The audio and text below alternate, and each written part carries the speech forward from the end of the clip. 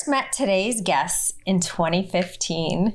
I was an independent rescuer getting my feet wet at what I quickly found out was one of the most overcrowded and under-resourced county shelters in Los Angeles.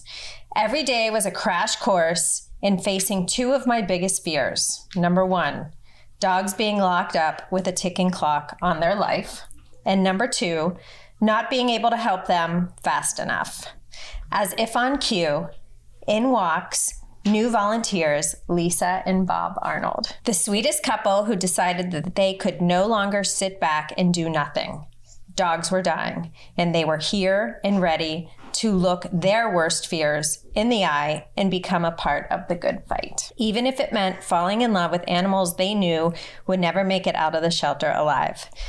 I remember thinking to myself with my heart in my throat, holy shit, that's so brave. They are choosing a path in life that is soul-crushing on the daily.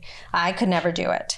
From that moment forward, our guests, with their relentless advocacy, have inspired myself and everyone who follows them every single day of their lives. The number of animals who, because of them, have taken that coveted freedom walk from behind the locked gates of what could have easily been their last stop are too numerous for me to count. And there are so many more that together they have both positively impacted and therefore are alive today. To us, they are true heroes. And we are so happy to have them here today. Lisa and Bob, welcome to a podcast. Oh, thank you. We're so honored to be here, and we love you guys so much. Love you we so love you too. much. Thank you for being here. And I didn't give your new baby a proper intro, so maybe you could give Yeah. Skylar This an is intro. our newest adopted daughter, Skylar, and we've had her since December 10th of 2023? 2022. 2022. It's 2024 now. I forgot what year it was. Yes, we adopted her from the shelter we volunteer at from Baldwin Park. And did you want to hear her story? yeah. I'd love to hear her story. So Bob and I also volunteer with a group called United Hope for Animals. And every 2 weeks we do glamour shots and videos at Baldwin Park Shelter. And then all the animals get shared on other platforms like Pet Finder, as well as Instagram, Facebook, and other outlets. And hopefully we get a lot of those animals out. Skylar was on the list that day a year ago. And another volunteer who was a male actually pulled her card and went to the kennel to go get her out. And then he came up to me and he said, Lisa, she's really scared, this dog. Can you come over here? Can you try to get her out of the kennel? So I took the card and I went over there, and she was just cowering in the corner. But then when she saw me kneel down in front of the door, she just instantly came up to me. I was able to leash her. I took her out, and she just was bonded with me right away. Very fearful. She did not want to leave my side. And I looked over at Bob. At one point, I did the video with her. And we had been thinking about adopting another dog because of the way there was just so many coming in all the time, and we were losing so many that we loved. We just thought, you know what, we have the means, let's go ahead and bring another one home. And it just turned out that she was the best fit. She also had just recently had a litter. She came in as a stray, but she still had milk. And so we're pretty sure someone was breeding her, selling her puppies because she's so beautiful, her coloring. And She is. so she's been with us now for over a year, and she's just love of my life. Oh I my just love her. God. What does that look like when you're at the shelter and you see a dog and you're like, I want to take this one home. How do I present this to Bob in a way that he's going to say like, okay. Well, it's funny because she asked me at the end of the day, she said, can we take that dog back out? And I said, sure. And we took her out to the yard and we're sitting there, and she said, what do you think about her? And I said, I think if we leave her here, she's going to die here. So it's like, there was a no-brainer at that point. And can you just explain why you would think that? She was incredibly fearful at the shelter, and the average public comes looking for the perfect dog. Nobody wants a project. And so she didn't necessarily warm up to men. She didn't show very well in her kennel. And with those are already strikes against her. If she has no interest and she's there too long, then that's the end. So I'm glad she came home with us. Yeah. Like Hudson. Remember how fearful Hudson Yes, was? we had a trainer work with him, and look at him now. He's like the beloved, old man at this point. Yeah. Frosted face. Yeah. Oh, is he really frosted? Yes. Oh my And God, his I've got mom, to see a picture of him at this point. She texts me or Instagrams me message every single day with little videos ever since. Oh, that's so special. Yeah. So you probably see it a lot, but there are dogs in the shelter that we say don't show well in their kennels versus this is how she is now a year after having her. And she's obviously comfortable with men now, or at least you. What do you notice is something you can look at a dog in a kennel knowing they're not showing well that you can tell they're going to be a good dog? It's interesting because just from looking at it, there's some dogs that come to the shelter and the shelter environment doesn't seem to shock them. They almost feel safer there, which is a real sad commentary to what their life must have been like before they got there. Totally. And then there's others that are just so confused and so scared, like, how did I end up here? We see the mental change happen in dogs the longer they're there. Sometimes dogs, they bark at you so that you'll leave them alone in their kennel. Their kennel has become their safe space. Right. So those are the dogs, and being a volunteer and pulling the dogs and taking them out to the yard and getting to see week after week after week, and some of the same dogs that get to stay there long enough, you can actually see them come out of their shell, start building trust, so forth. And that's when you really see the turning going. If just people would give a chance to a dog, and we really believe in the 3-3-3 rule, the 3 days to decompress, the 3 weeks before the personality starts to really show, and 3 months before they're fully integrated into your pack and feeling comfortable in their new home. So never mind that a person would come into the shelter looking for that perfect dog and may not see it because they're reacting a certain way in the shelter. But when you take them home, you might not see it. It might be 3 days, 3 weeks, 3 months. Yeah. If people would just commit to at least 90 days, and it seems like people just don't want to put the effort in. We've seen that. Yeah. Yeah. I've seen that happen. We are, for the people who are listening to this and not watching it, we are in Los Angeles, and this girl laying here so peacefully on Lisa's lap is a larger dog, a larger breed dog. And I type of dog that basically our shelters out here are overwrought with. What would you say as volunteers when people come to see the dogs in the kennel and they have like commentary about her breed? How do you lead in? So usually, like, I have a button that I wear on my volunteer shirt that says, ask me about pit bulls, that I have had since I started volunteering. A lot of the bully breeds are still very misrepresented, very misunderstood. They have our hearts. Bob and I instantly were gravitating towards the bully breed dogs. And so those are the ones we mostly advocate for and spend our time with. Skylar is actually 100% American Bully, is a newer of the bully breeds. I did her embark test and it came back with that. Whenever I see people walking, sometimes I'll see a dog or I'll try to show them a dog that's labeled a pit bull. And sometimes you see their face kind of go, oh, not a pit bull. And then I'll start telling them about what great dogs they are. Any dog, the way you treat them is going to be the way they're going to be. And I love telling the story that in all the years we've been volunteering, neither of us have ever been bit by a pit bull, by any of them. We've taken out thousands of pit bull type dogs. And he actually got bit one time by a senior beagle. And I got bit one time it was a tooth, a German Shepherd, just one tooth went into my hand. It was a senior and he was scared, but never by a pit bull. Like, we've never had any incidents with any of the pit bulls that we've taken out into the yard.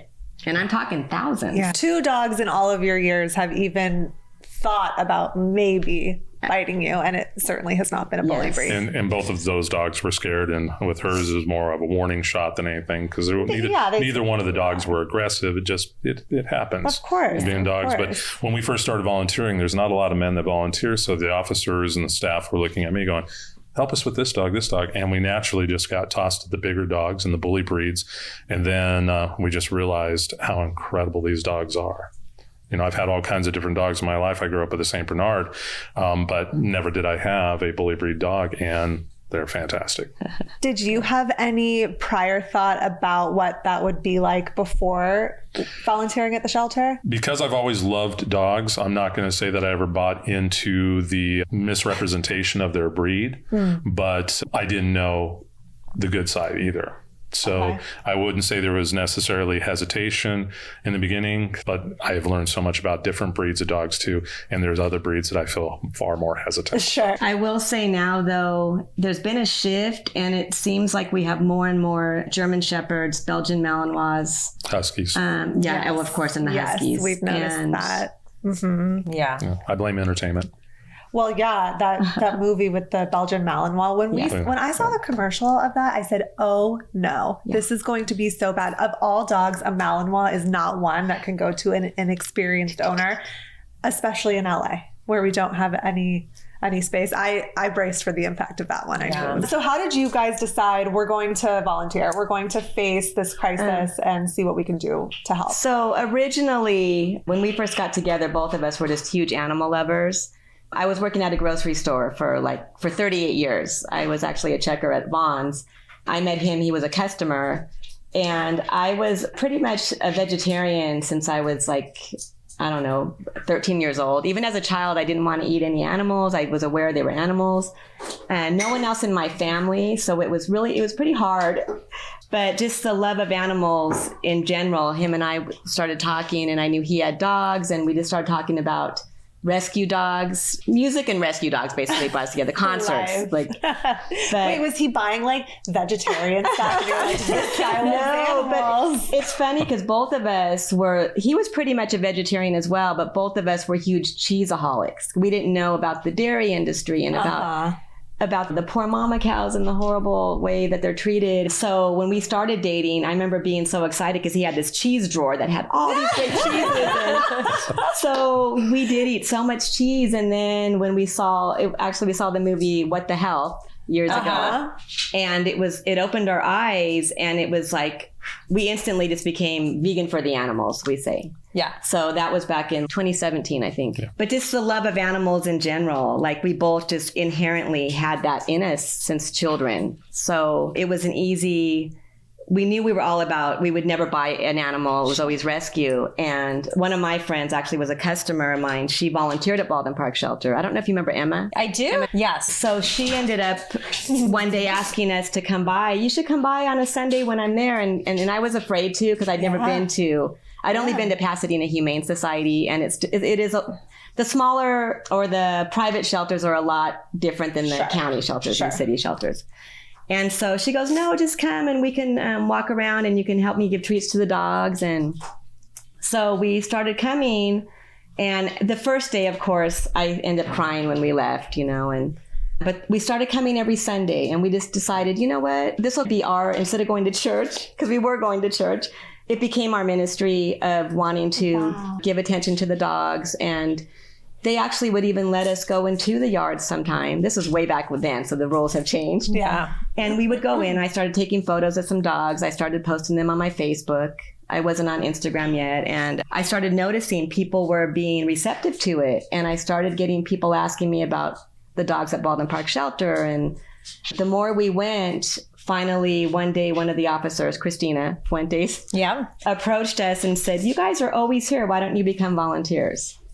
And I so you were just casually strolling every Sunday. I mean, we would walk the kennels, and before they had the automatic water machines, we probably got on their nerves because we would be a member of the public walking the kennels, and we would point out, we'd call someone over, this water bowl's empty. That water bowl is pushed underneath the bed. Can you come?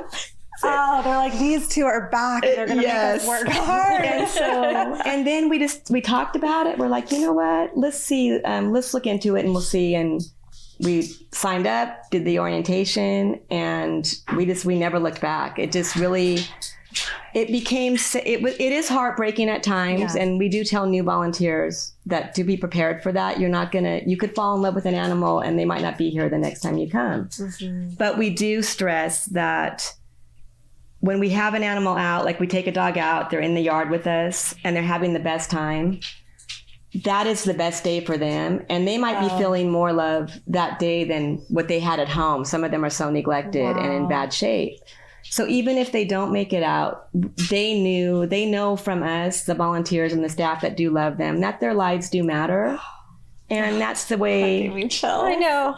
And then, of course, I've just been very fortunate on my Instagram, especially. I do promote, you guys see a lot of the dogs, and I've been able to get so many dogs adopted, rescued. People come like from out of state that message me that will drive all the way out here or book a flight and come out and drive all the way home with the dog at the last minute. Wow, So that's amazing. And that also goes to show how important it is to network, to just get these pictures seeing equals saved. out there, Yes. seeing equals saved. And as we were talking about, dogs don't necessarily show well in their kennels, but when they have the opportunity to be seen out in the yard, having fun, maybe having the best time they've had in who knows how long, that's when people can fall in love with them. Yeah. It's amazing that you've been able to do that. Yeah. And you guys have been such a blessing because you've gotten quite a few of our dogs out for us. Remember Luna? Yes, I was going to say. So one of the first dogs you and I worked on together was this blue queen named Luna, who was literally on her last hours. I remember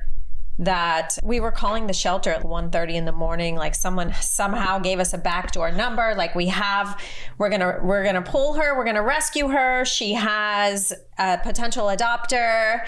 And for me, that was the very beginning of like, okay, welcome to your life. This is pretty insane shit that you have to deal with. But at that moment, I was like, I can't stop.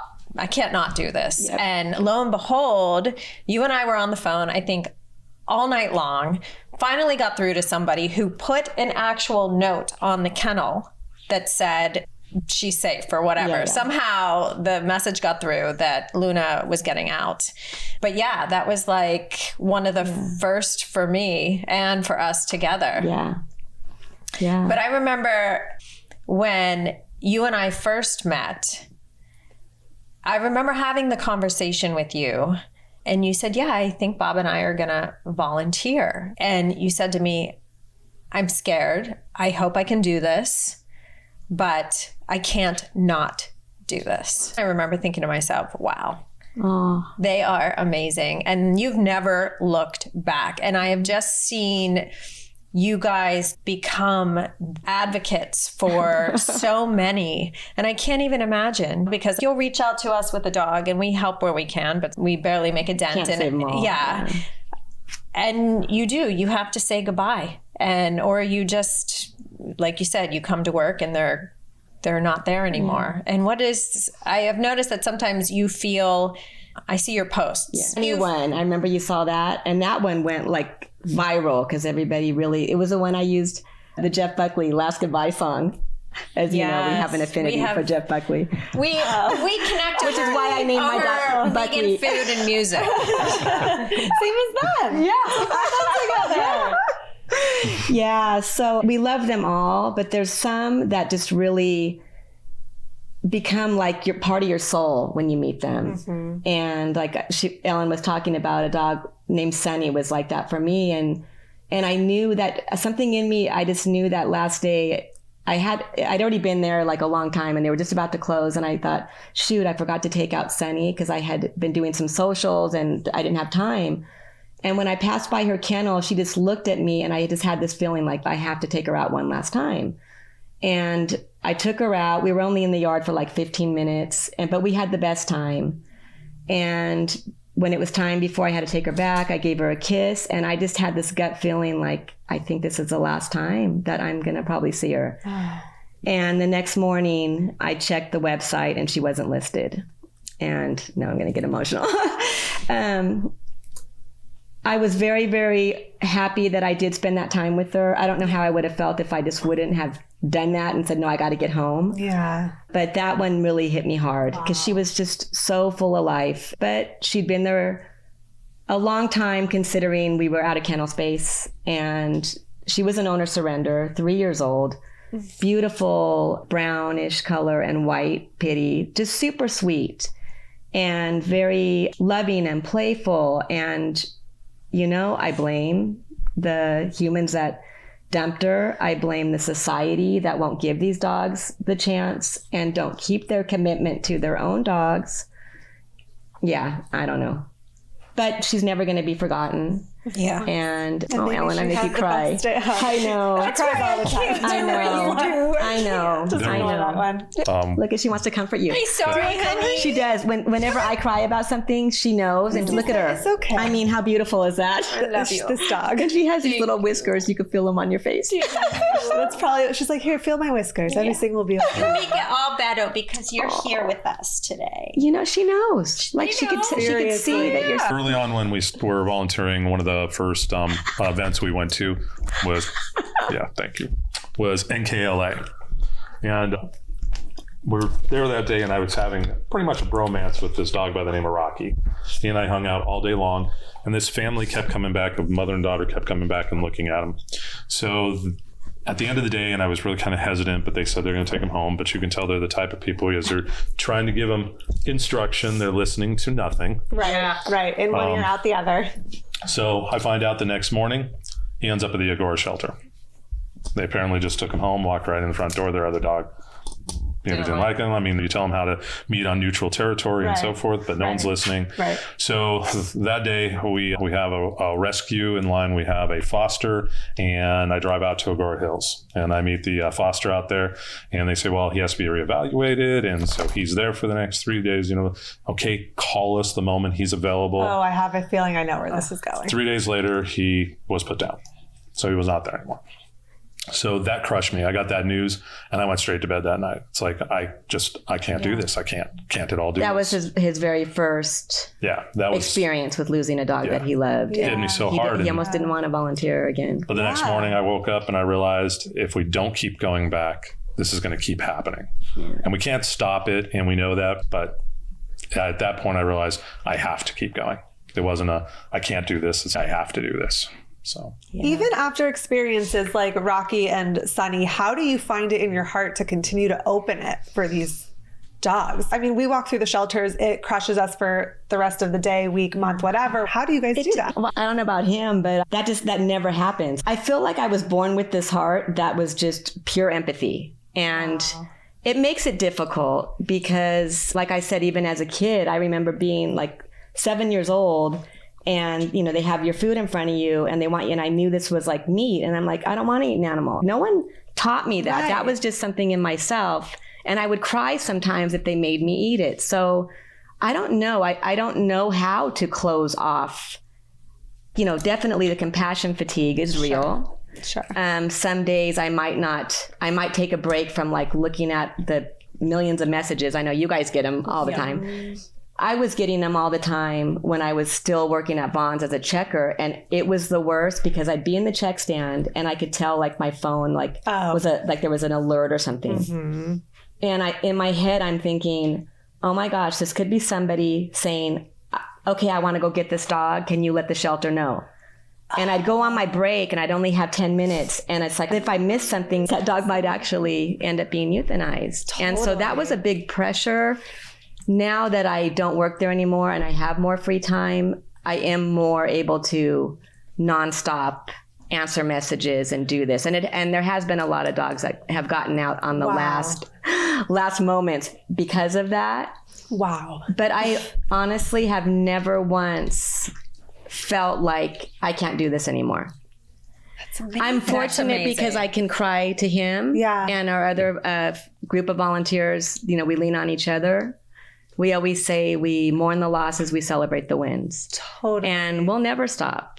I mean, the staff at the shelter, there's many of them that have been doing it a long time, and they disconnect. Mm-hmm. And I get that because they have to kind of insulate, so they try not to get to know the names of the dogs or become too attached. Mm-hmm. But we have that benefit that we're not there working 24/7, so we can do it. I wear a bracelet here that has names of 9 dogs on it that all were put down within 1 week.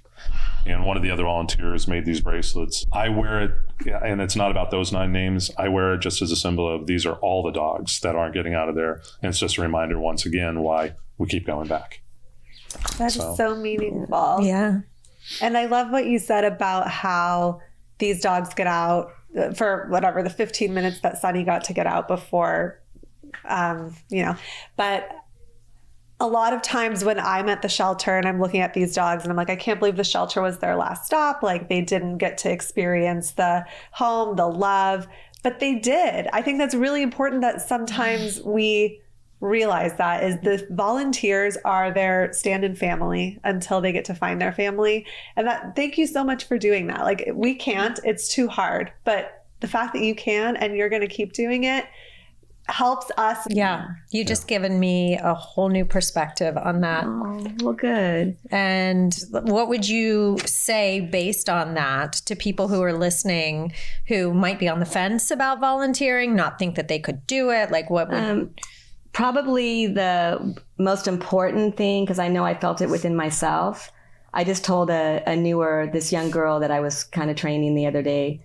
I said, you find an inner strength that you didn't know you had. It becomes a part of you to where the good that you're giving, you really find that passion just kind of takes over. And even though you can't save them all, and you have to remember that, don't feel like if this dog doesn't get out, what did I do wrong? I let that dog down. I didn't reach out to enough people. We're all doing the best we can on every level. The staff, the volunteers, the rescuers, the networkers who are nonstop. Yeah.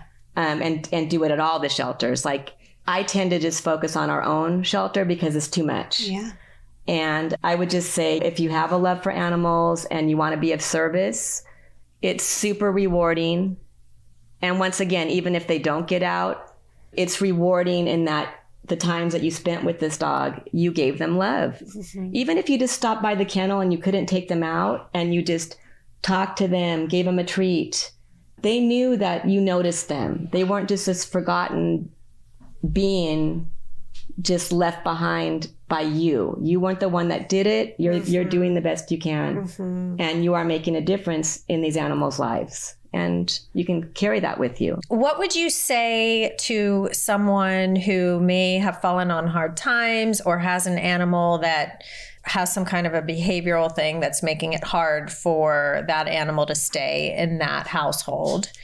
Any advice? You mean rather than just taking them to a shelter? So there has been times we've seen somebody, like, they want to walk their dog into the shelter, and the volunteers, we will try to talk to them and say, if there's any other way, the shelter's full, healthy dogs are going to be sadly euthanized to make space. Is there anybody, can you reach out to, have you reached out to friends, family, maybe a temporary boarding situation? Maybe you can try to raise some funds to try to keep your family member, in quotes, family member. Right. Mostly, sadly, at least at our shelter we volunteer at, we've seen more people that just, they don't care. Like, it's more, we haven't really experienced the hardship stories, probably like maybe the rescues do. Mm-hmm. We get more the cold-hearted, right? I hate to say it, but like, we try to say what we do, and then it's like, yeah, no, I don't want him anymore. Like, even if you handed them the money, like, here's the money for the surgery or whatever. No, it's too much work now. No, you know what? We're going to have a baby now, so we don't want this dog anymore. But we might look for a puppy. I mean, we get, we hear it all. There was a lady who brought a dog to the shelter to surrender, and the dog was in the trunk of her car. Oh. So I wasn't even going to have a conversation with her. My God. She dog, shouldn't keep that dog. Yeah, there's no way. But I find most of the people you talk to, it's just, and I don't know how to expand the education to the public, but they're just uneducated. Right. So as you mentioned, behavioral problems, well, a lot of the behavioral problems people will consider behavioral problems are things that can easily be corrected or trained if they're willing to stop and listen. We're humans, so we have a bigger brain and more rational and reasoning brain than the canine brain. Why do we expect the dog to act like a human? We need to be more like dogs in order to communicate better with them. And people just don't want to take that time. My dog's not doing what I expect, therefore, here it is at the shelter. Do you let them know when they're surrendering their dog that statistics show that their dog may be put down? Oh, yes. Yeah. And what? I mean, we're always very careful how we speak to the public because we are, when it comes down to it, we are representing LA County shelter system. Right. So we will never go off on somebody and say the things that might usually are in our heads. Right. I've had to walk away a few times, but we will say it in a way of, you do know that your dog might not I mean, like, especially if someone says, oh, no, he's really cute, I'm sure someone's going to adopt him. I'm all... Which, I mean, people who don't know, that's like an honest thought, right? Yeah. But they don't know. Yeah. We have some liberties being volunteers that we can say just a little bit more than the staff can. Mm-hmm. So I did a social with this one family, and it was a mother, father, and 2 teenage kids, probably 11, 13, something like that. And they took a dog home, and I gave them all the tools, gave them a coupon for their first training, so forth. About a month later, we're there, and they pull up, and they're like, hey, you remember us? It's not working out. And they have the dog in the car. And so as I looked at it, I said, okay, what happened? They said, well, the dog's in the backyard. She jumped over the wall and went into the neighbor's yard, and they have a small dog. Nothing happened, but we're just afraid. So so the dog was unattended in the backyard, not getting any stimulation. Did you go to the training that I gave you the coupon for? No. Okay. All right. So then you realized you've failed this dog. Right. Everything here is your fault. You have to take responsibility for and the so way they it's looked done. at me, and I just had to repeat it and say it until it sunk in. They went home with the dog. Oh, thank God. So thankfully they didn't drop the dog, but it's like, you got to own up. As I told them, what are you teaching your kids? You didn't follow through with this. And so what message are your kids getting from that? And so maybe I shamed them into going home. And we see that a lot, like families walking a dog in. That kills me. And I always think, karma, because this family is teaching the younger children that when the dog gets older, just dump them. So what's going to happen to them when they become older?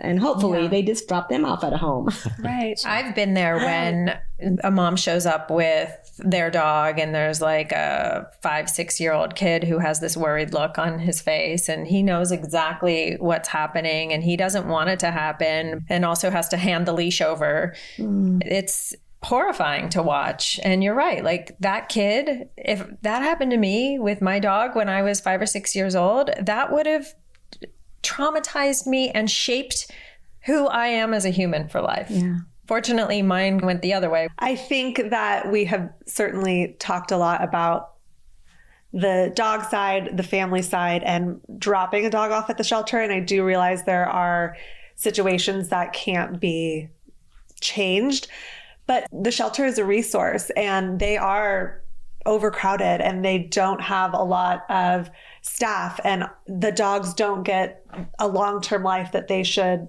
get if they do end up there. There's so many people who find a dog and they're like, I don't want to take it to the shelter, but the shelter is the resource for them. Can you share some of the positivity that the shelter system has brought dogs that you knew, dogs that you've adopted, or just to your life? I think what you said there, and that's immediately the perception people are, the shelter is the worst place, and therefore I found this dog and I don't want to take the dog there.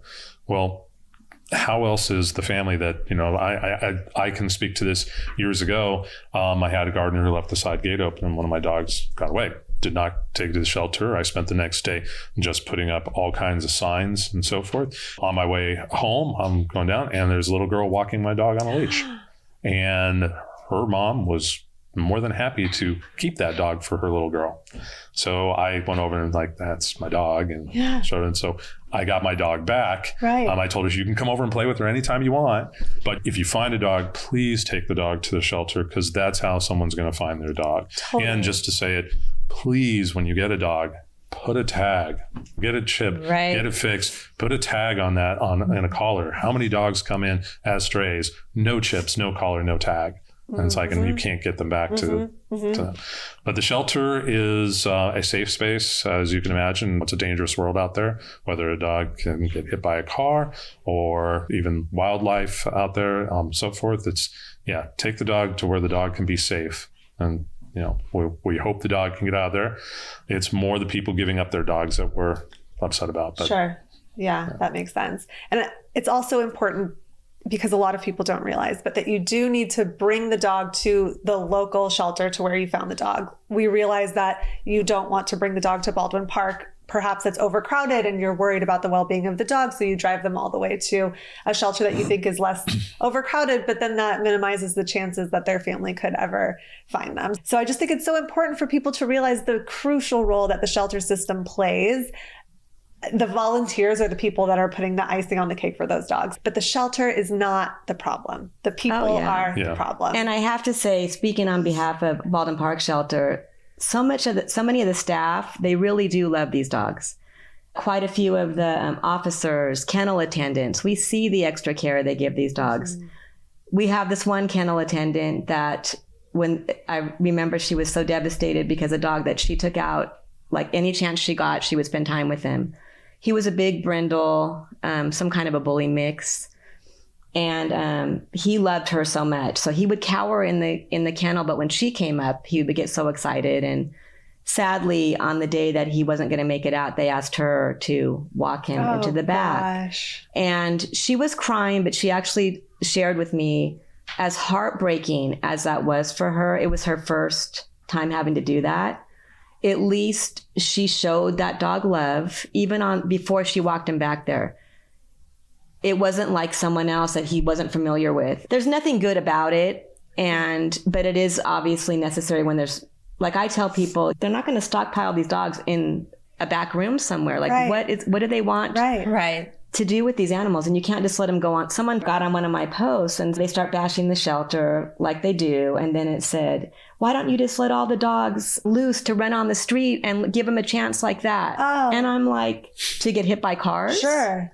Like, so to starve to death. Yeah. I mean, while they're there, it's not meant to be a long time forever place, of course. And we hope that they do get seen and they get out, adopted and rescued. But while they're there, they are getting fed. Yep. They have shelter, and they do get kind words. And it isn't, the staff are not horrible like people just are going to want to assume.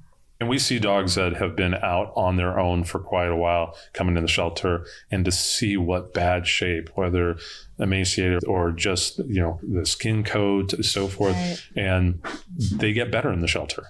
We have a vet staff that they get the medical attention and care that they need. Right. So. And it goes back to, again, it's not the shelter. The shelter is the ones that are picking up the pieces of what 100%. Humanity has done. Like if we were all just to band together and owners would spay neuter. Yes, such a big problem. Yeah. Maybe they would keep the dog that they brought into their family. Yeah. So, on every level, owners need to spay neuter. We need to have more resources for low cost and free spay neuter, because the less animals that come out into this world are the less animals that need to be euthanized 100%. In our shelters. Yeah. Like, gosh, maybe if people stopped surrendering their dogs, the shelters wouldn't be so crowded. Right. Yeah. And we constantly get these mama dogs of all breeds that you just know once they're done breeding them, they end up at the shelter. Right. And then that's going to continue. What's going to happen with the puppies that they had? They're going to get older. Who's buying those puppies? And then more and more. And right. Is there things that we wouldn't know about happening in your world, in that world, that you guys want to bring to light, that you want to talk about, that you want to educate, that you need assistance in broadcasting in any way? One thing I will say, when people do see posts on social media, just a quick share does help. And a wonderful example is, I've been very fortunate that Stand Up for Pits Foundation, Rebecca Corey, has shared a lot of my posts. Yeah. And I would say last summer, there was probably like 4 or 5 dogs that she had shared my posts. And at least 2 of them, like a day before they were going to be euthanized, someone had seen those posts on her page just because it was shared. Right. And one of my favorites was this woman and her husband that lived in Seattle.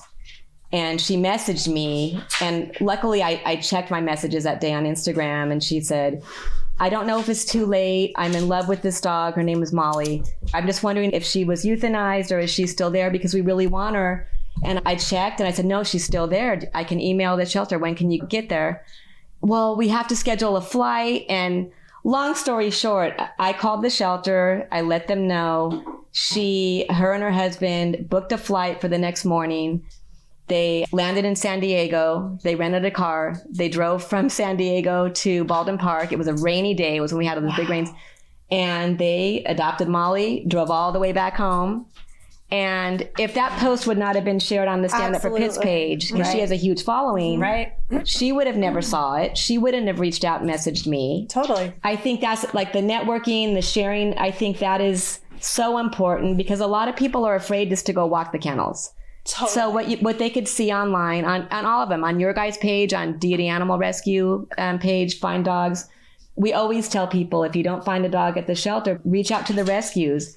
Because we are aware, and I always feel bad for rescues that once the dog is out of the shelter, it's like they get forgotten because people think they're safe now. But I tell people, no, but you might find a dog that you love at the rescue, and they've been vetted, and they've had training, and they've had fosters.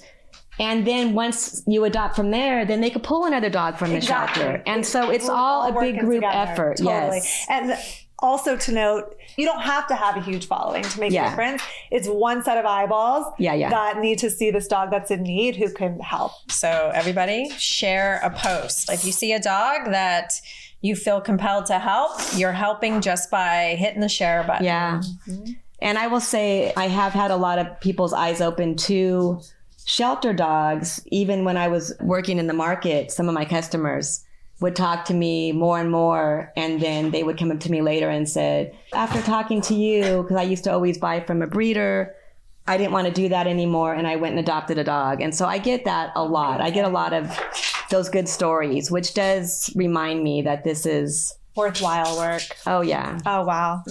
Well, thank you guys so much. Thank you so much for coming today, mostly for being you. Doing the work that you do.